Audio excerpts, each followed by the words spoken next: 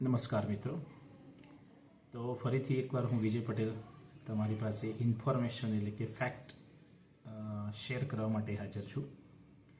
તમને તો ખબર જ છે કે આ મહિનાના અંત સુધીની અંદર ગ્રામ પંચાયતની જે ચૂંટણી છે એની શરૂઆત થશે અને કદાચ થોડી ઇન્ફોર્મેશન વધારે પ્રાપ્ત કરીએ તો આપણા ગુજરાતની અંદર 10,000 ઉપર એવા જે ગામ જે છે ને એ સમરસ બની ગયા છે મિત્રો. હવે સમરસ ગામ એટલે ઘણા બધાને ખબર હોતી નથી કે સમરસ ગામ એટલે શું. તો ગવર્મેન્ટની આ એક સમરસ ગામ યોજના એવી હતી 2000 કદાચ તો 1ની અંદર અમલમાં બની હતી.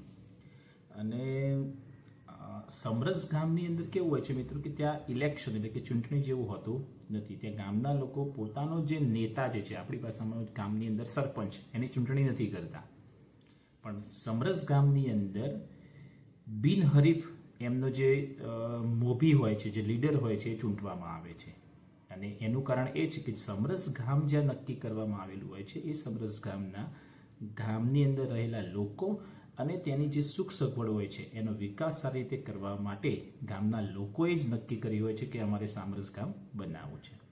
હવે ઘણા પ્રશ્ન કે સમરસ એટલે શું? સમરસ એટલે ત્યાંના લોકોની ઈચ્છાથી થતું બધું કામ. બધા જ લોકો સાથે મળીને પોતાનો નેતા જે છે ચૂંટી શકે, પોતાનો સરપંચ ચૂંટી શકે. અને આ યોજના જે ગામ સરપંચ હોય છે એને ગુજરાત સરકાર દ્વારા શું કહેવામાં આવે છે, સમરસ અનુદાનિત ગામ તરીકે જાહેર કરવામાં આવે છે. હવે ઘણા બધા પ્રશ્ન છે કે અનુદાન એટલે શું, અનુદાનિત ગામ એટલે શું?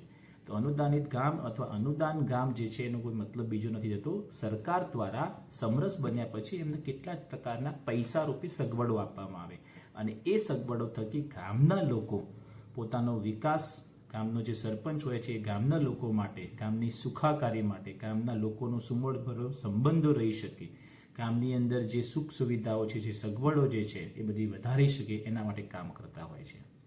કદાચ એક ઉદાહરણ આપવાનું મન થાય છે મને, કેમ કે હું ખુદ ત્યાંનો છું. એટલે